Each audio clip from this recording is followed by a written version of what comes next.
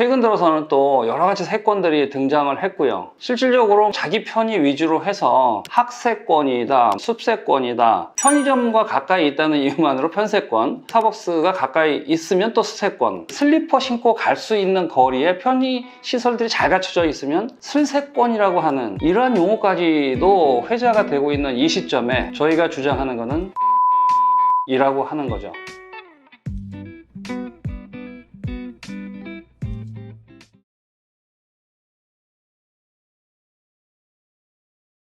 견세권 들어보셨습니까? 저희가 생각하는 거는 모든 세권들 중에서 견세권이 최고라고 생각합니다. 다들 아실 거예요. 부동산 개발이다 하면 당연히 역 주변부터 개발을 하고 역에서 얼마나 떨어졌느냐가 부동산의 가치를 평가하고 거리로 따지기 시작을 했던 게 꽤 오래된 전통을 가지고 있는 부동산 개발의 기본이겠죠. 여러분들 들어보신 분도 계실 거예요. 반려동물과 함께 살기에 아주 최적화된 지역을 말을 하는 건데요. 역세권은 대도심 중심으로 역 주변을 어떻게 발전시켜 나가느냐 하는 차원에서 만들어진 용어라고 한다면, 견세권이라고 하는 것은 도심지 내에서도 적용이 될 수 있는, 지방이라든가 도심지가 아닌 지역에서도 적용이 될 수 있는 그런 차원에서의 세권, 다른 측면을 가지고 있다는 것이죠. 그래서 모든 세권들 중에 향후에는 견세권이 최고다라는 측면을 좀 말씀을 드려보고 싶습니다.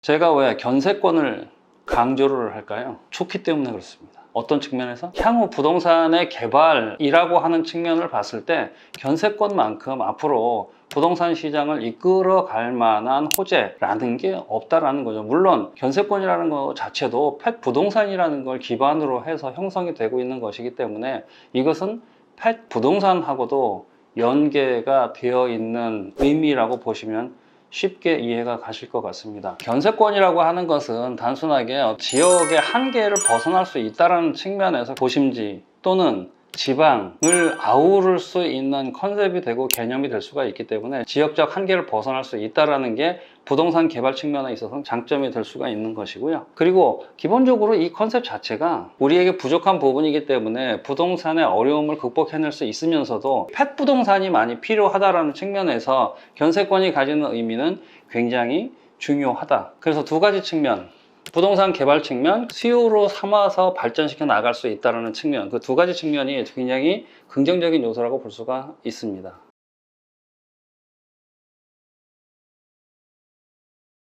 한마디로 말씀을 드리면 견세권이라고 하는 것, 단순하게 그냥 스쳐 지나가는 트렌드가 아닙니다. 10년 지나면 또 유행이 돌고 반복적으로 나타나는 그런 내용이 아니라 문화라고 하는 측면에서 받아들여야 한다는 것이죠. 펫 부동산이나 견세권이라고 하는 것들이 발전되기 시작을 하면 발전이 돼 나갈 수밖에 없다라는 것이죠. 일본이나 미국이나 유럽을 보더라도 마찬가지입니다. 펫 프렌들리 도시화 돼가고 있는 것들이 선진국의 경향이고요. 그 중에 가장 큰 비중을 차지하고 있는 것이 함께 할 수 있는 주거 환경입니다. 트렌드가 아니라 문화이기 때문에 앞으로 더욱더 지속적으로 발전해 나아갈 가능성이 높다는 것, 꼭 관심을 가져주셔야 한다는 것 강조하고 싶고요. 견세권이 적용이 된다라고 하는 측면에서 본다면 지금 우리나라 부동산이 굉장히 어렵잖아요. PF 시장이라든가 금리 인상이라든가 여러 가지 애로사항들이 현재 굉장히 많이 나타나고 있는 이 시점에도 이걸 극복해낼 수 있다는 측면에서의 큰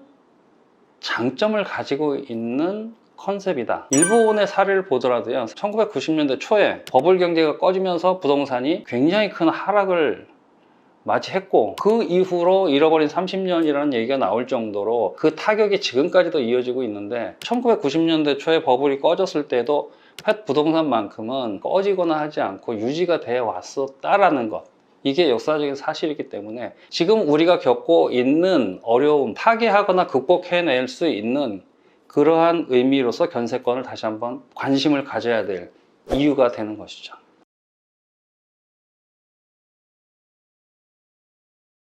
자, 수익을 내기 위해서 가장 중요한 요소들 굉장히 많이 있을 수가 있습니다. 네 가지 측면에서 구분해서 설명을 좀 드려볼까 해요. 자, 첫 번째, 임대가입니다. 펫 공생주택 같은 경우에는 이게 일본이나 미국도 마찬가지지만 통상적으로 15% 내에서 20%까지 임대가 자체가 높게 형성이 되어 있어요. 그리고 그 15%, 20%가 높더라도 임차를 들어오는 반려동물 보호자 입장에서도 거기에 대한 거부감이 크게 없다라는 것이죠. 호텔을 놀러 가더라도 반려동물도 한 사람의 몫에 비용을 추가로 더 냅니다. 그 정도 더 내는 거에 대한 거부감은 사실상 없다라고 보시면 될 것 같아요. 임대가 자체가 높다라는 거, 이게 굉장히 중요한 첫 번째 요소가 되겠고요. 두 번째로는 공실률이 대단히 낮다라는 겁니다. 실질적으로 이분들 입장에서는 30년, 40년 반려동물 공생주택 문화가 만들어져 있음에도 불구하고 반려동물과 함께 생활할 수 있는 게 모든 주택을 대상으로 이루어지는 부분이 아니다 보니까 이사를 가거나 할 때 어려움들을 겪는 경우들도 있고요. 그리고 실질적으로 반려동물하고 함께 이사하는 것도 쉬운 일만은 아닙니다. 그러다 보니까 한번 일단 들어오게 되면은 공실이 잘 안 생겨요. 공실률이 낮다라는 거 굉장히 중요한 두 번째 요소가 될 수가 있는 거고, 세 번째가 뭐냐면 거주 기간이 굉장히 길어요. 10년을 놓고 봤을 때 임차인이 10번 바뀌는 거하고 한 번 바뀌는 거하고 어떤 게 더 좋을까요? 임차인이 안 바뀌는 게 여러 가지 간접 비용 측면도 그렇고 신경을 써야 되는 여러 가지 측면을 봐서도 거주 기간이 한 번 들어왔을 때 길게 유지가 되는 게 굉장히 큰 장점이 있는 거거든요. 계속 100% 차긴 하는데 3개월씩 해가지고 1년에 4명에서 10년 동안에 40명 바뀌는 거랑 한 사람이 10년 사는 거랑 어떤 차이가 있겠습니까? 실질적으로 임대를 했을 때 일반적인 임차인하고 반려동물을 동반한 임차인을 비교를 하게 되면은 데이터상으로 한 2.5배, 2.6배 통상적으로 임대 거주 기간이 길게 형성이 된다는 거, 이거 굉장히 중요한 요소가 되는 거고요.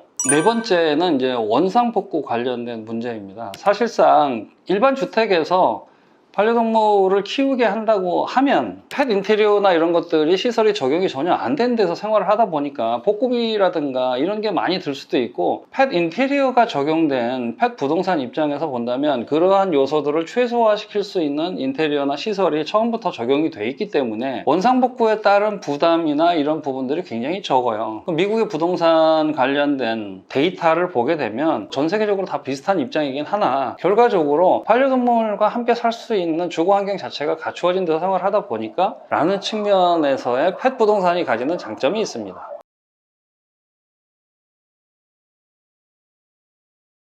자, 이상으로 견세권이 가지는 중요한 의미에 대해서 좀 말씀을 드려봤는데요. 반려동물과 함께 생활하는 문화가 지금부터 많이 우리 사회에 깊숙이 뿌리를 박아가는 시점이라고 생각이 됩니다. 견세권이 가지는 의미는 조금 더 쉽게 이해를 하실 수가 있지 않을까라는 생각을 해보고요. 견세권 처음 들어보신 분들 이제 조금 더 그 깊이나 의미를 좀 알아보셔야 되고요. 이전에 들어보셨던 분들 더 자세히 우리 반려견 주택 연구소 유튜브를 통해서 공부도 하시고 도움이 되는 시간들을 가져가셨으면 좋겠습니다. 더 좋은 영상으로 또 찾아뵐 수 있도록 하겠습니다. 감사합니다.